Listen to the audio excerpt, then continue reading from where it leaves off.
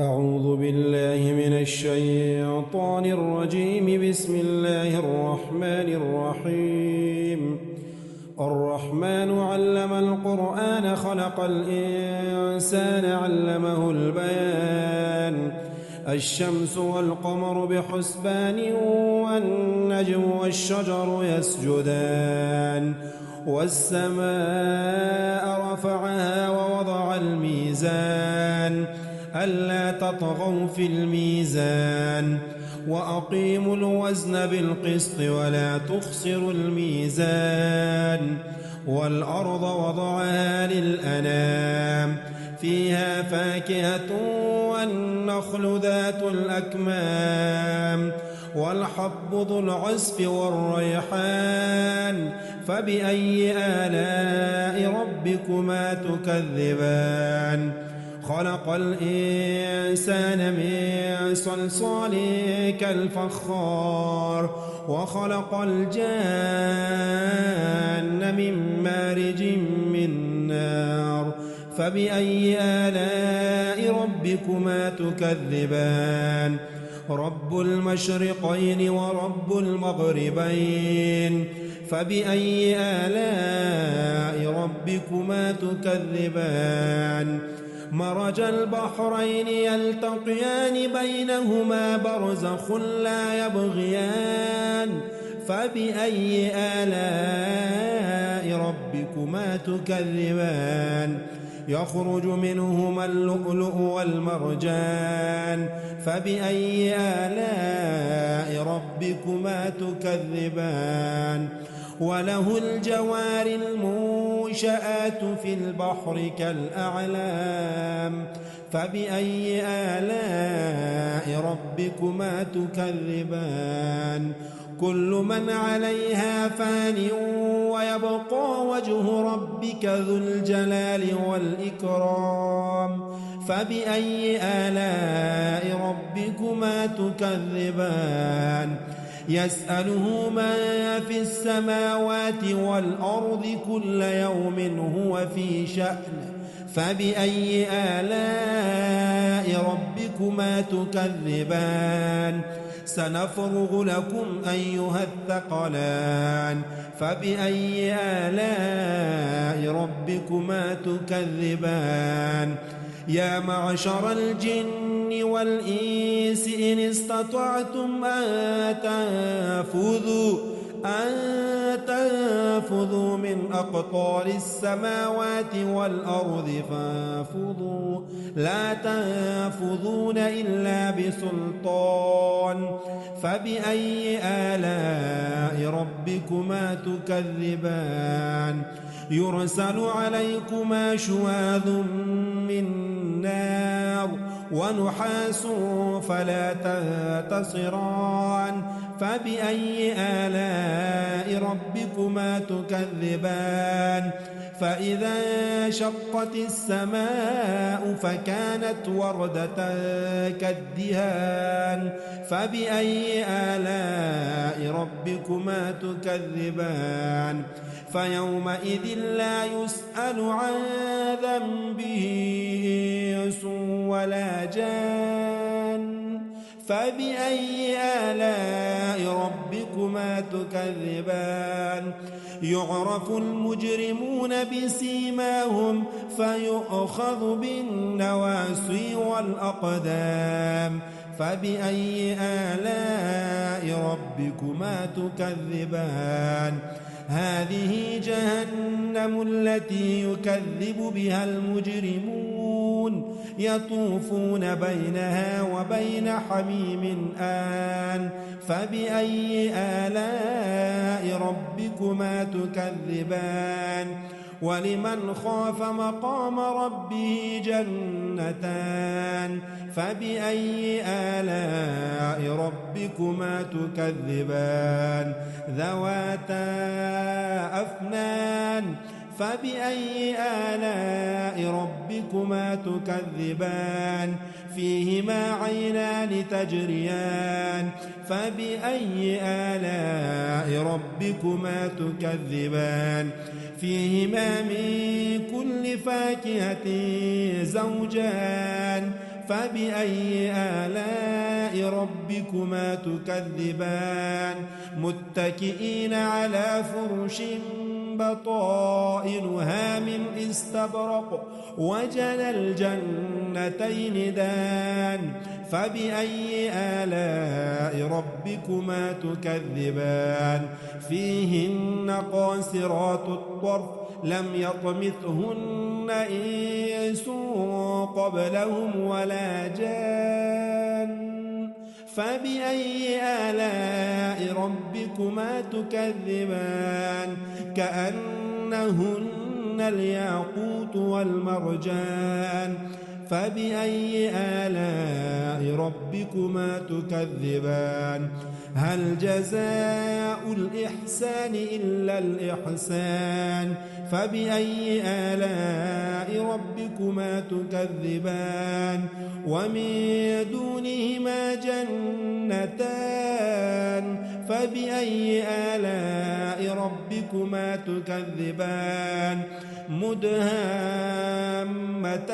فبأي آلاء ربكما تكذبان فيهما عينان نضاختان فبأي آلاء ربكما تكذبان فيهما فاكهة ونخل ورمان فبأي آلاء ربكما تكذبان فيهن خيرات حسان فبأي آلاء ربكما تكذبان حور مقصورات في الخيام فبأي آلاء ربكما تكذبان لم يطمثهن إنس قبلهم ولا جان فبأي آلاء ربكما تكذبان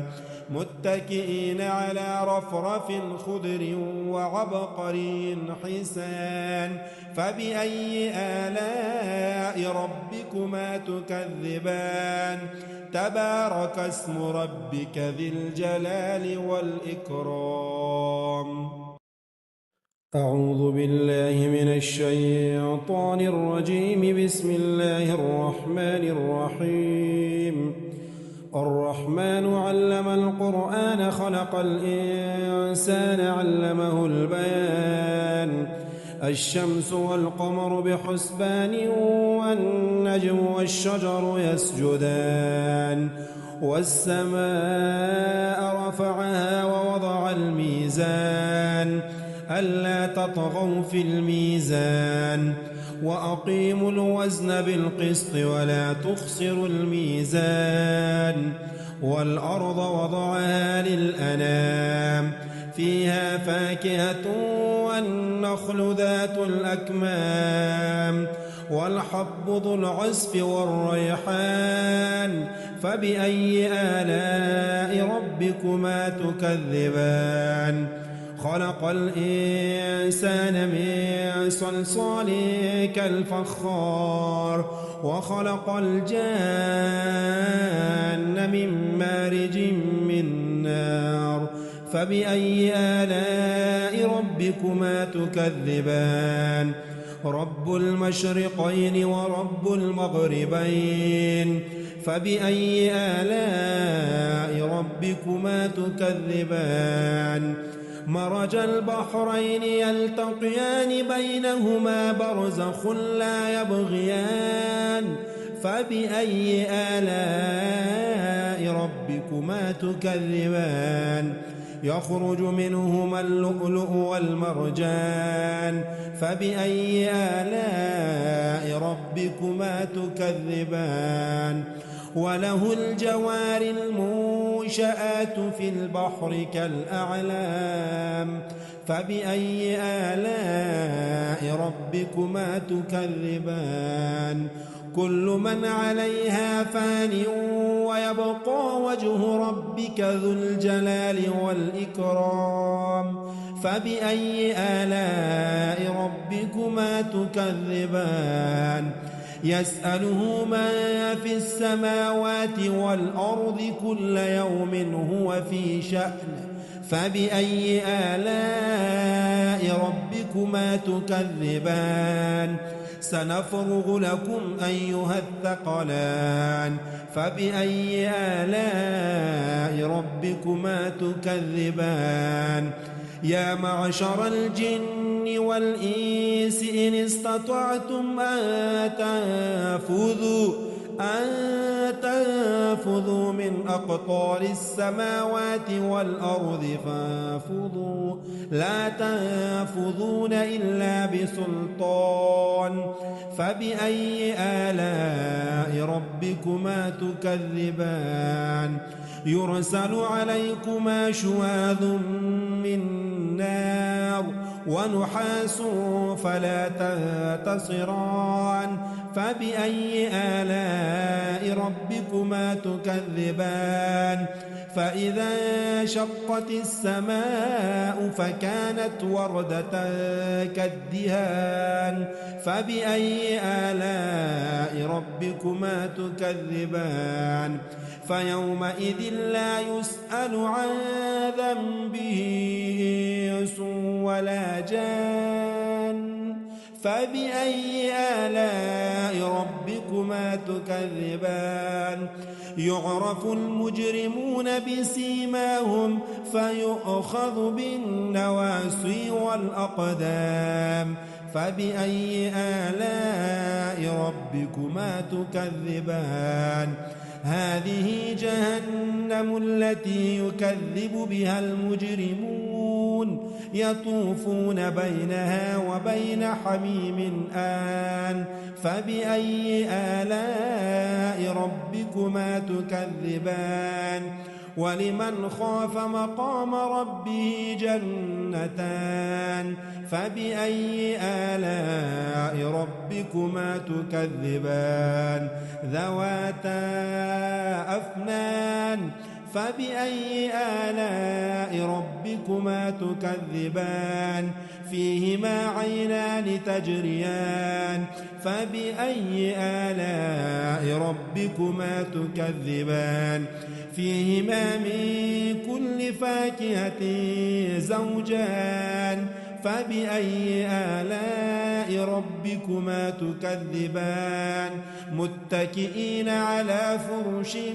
بطائنها من استبرق وجنى الجنتين دان فبأي آلاء ربكما تكذبان فيهن قاصرات الطرف لم يطمثهن إنس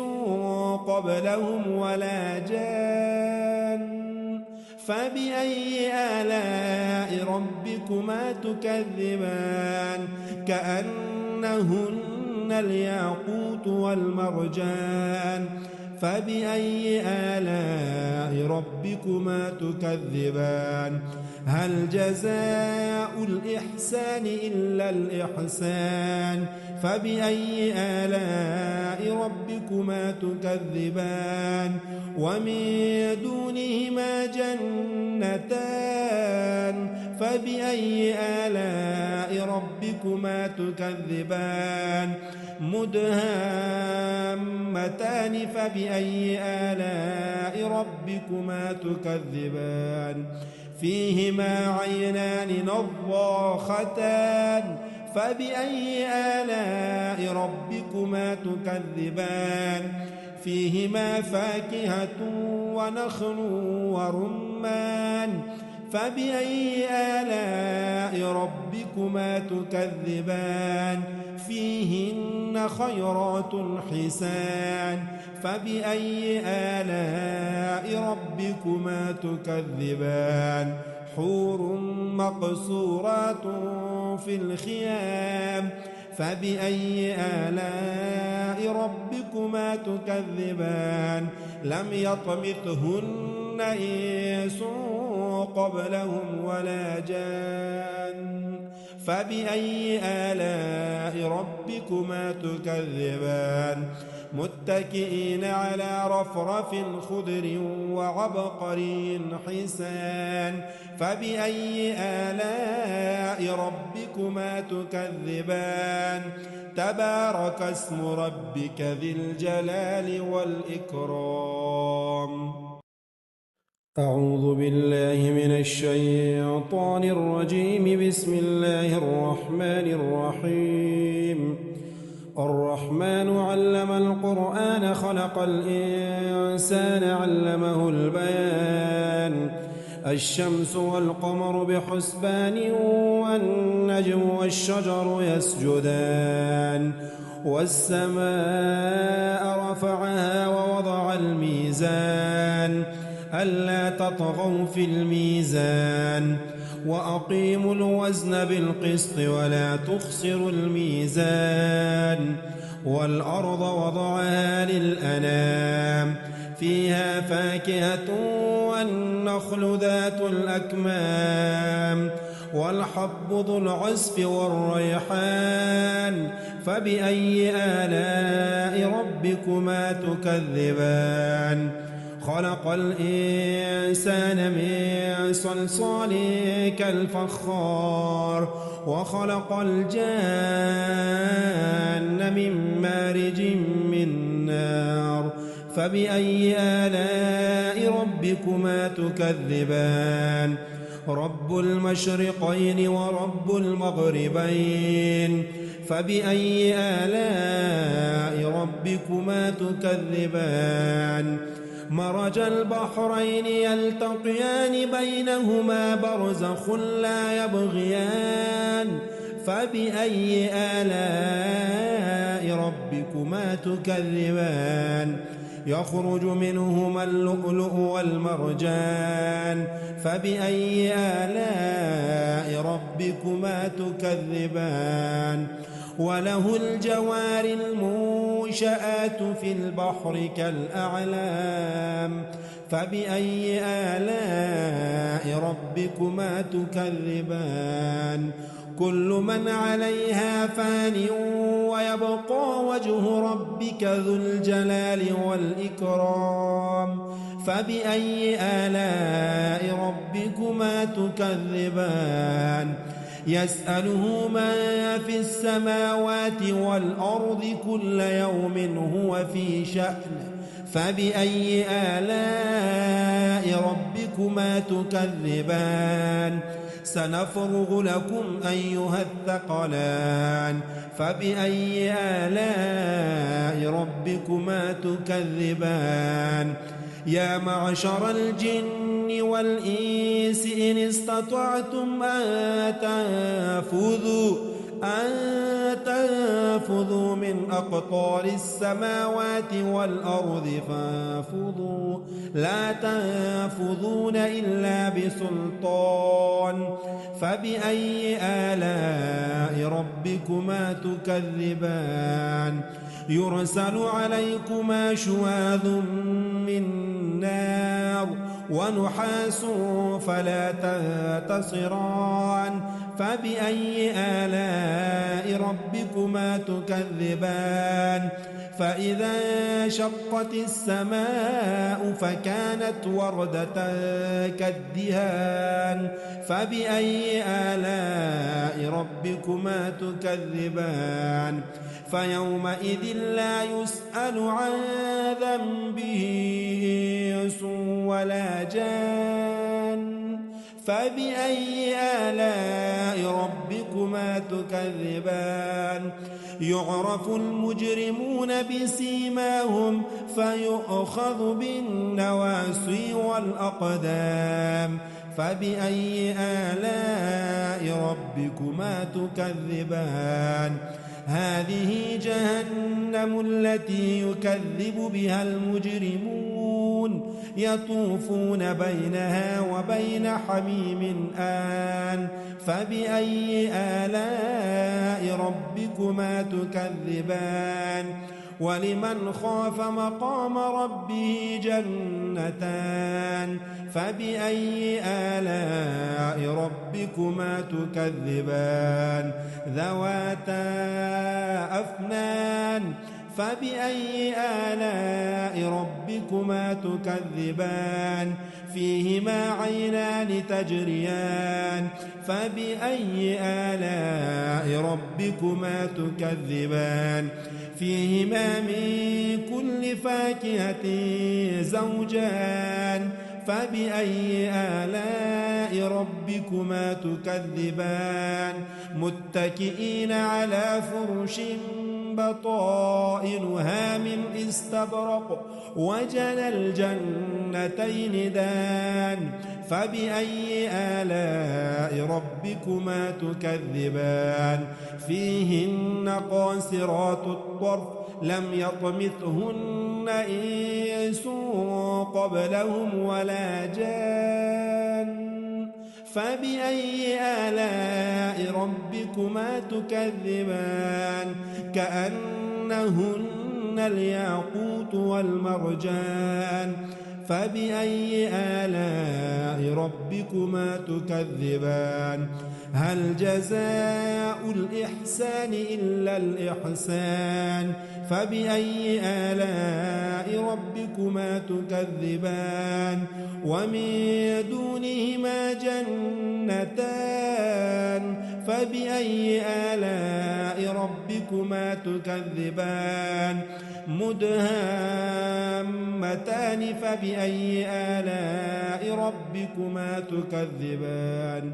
فيهما عينان نضاختان فبأي آلاء ربكما تكذبان فيهما فاكهة ونخل ورمان فبأي آلاء ربكما تكذبان فيهن خيرات حسان فبأي آلاء ربكما تكذبان حور مقصورات في الخيام فبأي آلاء ربكما تكذبان لم يطمثهن إنس قبلهم ولا جان فبأي آلاء ربكما تكذبان متكئين على رفرف خضر وعبقري حسان فبأي آلاء ربكما تكذبان تبارك اسم ربك ذي الجلال والإكرام أعوذ بالله من الشيطان الرجيم بسم الله الرحمن الرحيم الرحمن علم القرآن خلق الإنسان علمه البيان الشمس والقمر بحسبان والنجم والشجر يسجدان والسماء رفعها ووضع الميزان ألا تطغوا في الميزان وأقيموا الوزن بالقسط ولا تخسروا الميزان والأرض وضعها للأنام فيها فاكهة والنخل ذات الأكمام والحب ذو العصف والريحان فبأي آلاء ربكما تكذبان خلق الإنسان من صلصال كالفخار وخلق الجان من مارج من نار فبأي آلاء ربكما تكذبان رب المشرقين ورب المغربين فبأي آلاء ربكما تكذبان مرج البحرين يلتقيان بينهما برزخ لا يبغيان فبأي آلاء ربكما تكذبان يخرج منهما اللؤلؤ والمرجان فبأي آلاء ربكما تكذبان وله الجوار المنشآت في البحر كالأعلام فبأي آلاء ربكما تكذبان كل من عليها فان ويبقى وجه ربك ذو الجلال والإكرام فبأي آلاء ربكما تكذبان يسأله من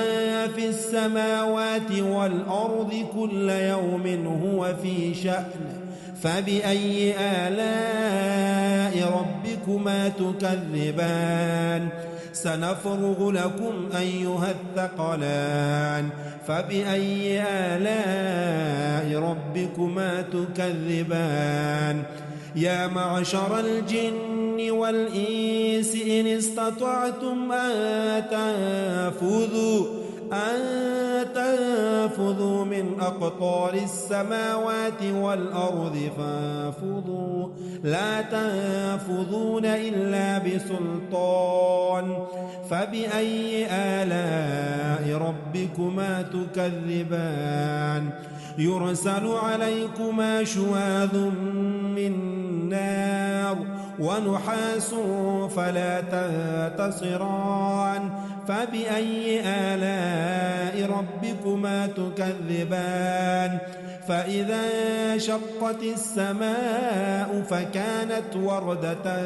كالدهان فبأي آلاء ربكما تكذبان فيومئذ لا يسأل عن ذنبه إنس ولا جان فبأي آلاء ربكما تكذبان يعرف المجرمون بسيماهم فيؤخذ بالنواصي والأقدام فبأي آلاء ربكما تكذبان هذه جهنم التي يكذب بها المجرمون يطوفون بينها وبين حميم آن فبأي آلاء ربكما تكذبان ولمن خاف مقام ربه جنتان فبأي آلاء ربكما تكذبان ذواتا أفنان فبأي آلاء ربكما تكذبان فيهما عينان تجريان فبأي آلاء ربكما تكذبان فيهما من كل فاكهة زوجان فبأي آلاء ربكما تكذبان متكئين على فرش بطائنها من استبرق وجنى الجنتين دان فبأي آلاء ربكما تكذبان فيهن قاصرات الطرف لم يطمثهن إنس قبلهم ولا جان فبأي آلاء ربكما تكذبان كأنهن الياقوت والمرجان فبأي آلاء ربكما تكذبان هل جزاء الإحسان إلا الإحسان فبأي آلاء ربكما تكذبان ومن دونهما جنتان فبأي آلاء ربكما تكذبان مدهامتان فبأي آلاء ربكما تكذبان فيهما عينان نضاختان فبأي آلاء ربكما تكذبان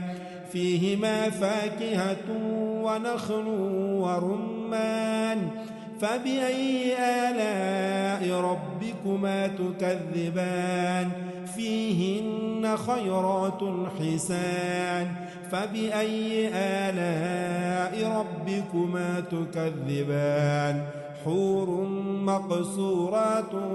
في الخيام فبأي آلاء ربكما تكذبان لم يطمثهن إنس قبلهم ولا جان فبأي آلاء ربكما تكذبان متكئين على رفرف خضر وعبقري حسان فبأي آلاء ربكما تكذبان تبارك اسم ربك ذي الجلال والإكرام